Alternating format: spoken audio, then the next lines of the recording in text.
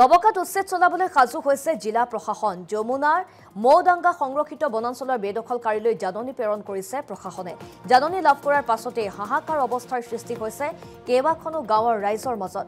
একাংশ বেদখলকাৰীয়ে নিজে নিজে ভাঙিছে ঘৰ দুৱাৰ। আমি দৃশ্যাংশ আপোনালোকক দেখুৱাই আছো। প্ৰশাসনৰ জাননী লাভ কৰাৰ পাছতে নিজে নিজে ঘৰ দুৱাৰ ভাঙিবলৈ আৰম্ভ কৰিছে বেদখলকাৰীয়ে।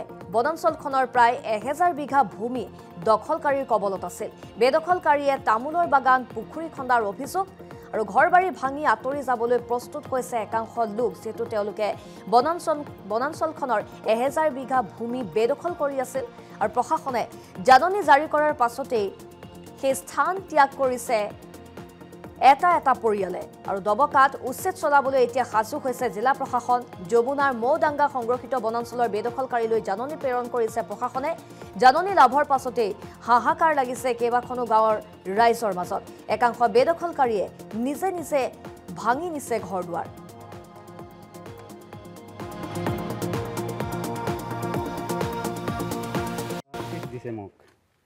এতিয়া ইলেকশ্যন কৰিব ওলাই মামাই মোক মাতিছে, কাগজটো দিছে, সেইটো কাৰণে মই ভাঙি আছোঁ ঘৰটো।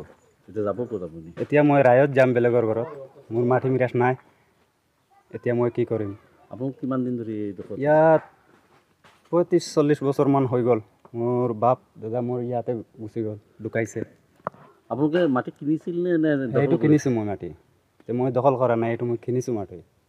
কিমানখিনি কিনিছিলে? এতিয়া 1 পোৱা আছে মাটি কিনিছিলে। এই ঘৰখন যে বনাইছে যে, এতিয়া মই কাম কাজ কৰি বেলেগৰ ঘৰত বঠালি কাম কৰিছোঁ। 100-200 মান ইট আনি মই ঘৰখন বনাইছিলোঁ। নিজে নিজে বনাইছোঁ। এতিয়া মামাই উচ্ছেদ কৰিবলৈ সেইটো মই নটিচ দিয়াৰ পিছত মই ঘৰখন ভাঙি লৈছোঁ। নিজে ভাঙি আছে? নিজে ভাঙি আছোঁ। এতিয়া কি কৰিম? মানে উচ্ছেদ কৰিব? সেইটো কাৰণে। মোৰ নাম কামাল উদ্দিন। অৰিজিনেল ঘৰ মোৰ ইয়াতে আছিলে, ওচৰত আছে। 8 বিঘা মাটি কিনিছোঁ। এতিয়া ঘৰটো নিজে নিজে ভাঙিছে? নিজে নিজে ভাঙিছোঁ। এতিয়া কি কৰিম আৰু? কি নটিচ পাইছে? নটিচ দিছে মামাই, আৰু কি কৰিম ইয়াত?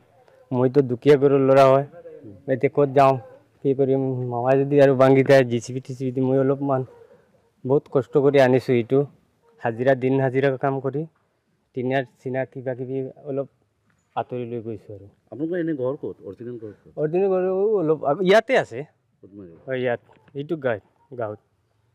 এতিয়া ক'ত যাব? ক'ত যাম? ৰাস্তাতে যাওঁ, মাটি নাই, ক'ত যাওঁ? ছাৰ চাওক, আমালোক দুখীয়া মানুহ, আপুনি এজন মাৰ ল'ৰা, আমি এজন মাৰ ল'ৰা। আজি আপুনি মোৰ যে ভাই হ'লেহেঁতে কি কৰিবলৈ আছিলে, বা আপুনি মোৰ যে আপোনাৰ ভাই হ'লেহেঁতে আমি আপোনাৰ কি কৰিবলৈ আছে? মৰম থাকিব। আপুনি এইডোখৰ মাটিত কিমান দিনৰ পৰা আছে? ইয়াতে 30 হ'ব নেকি?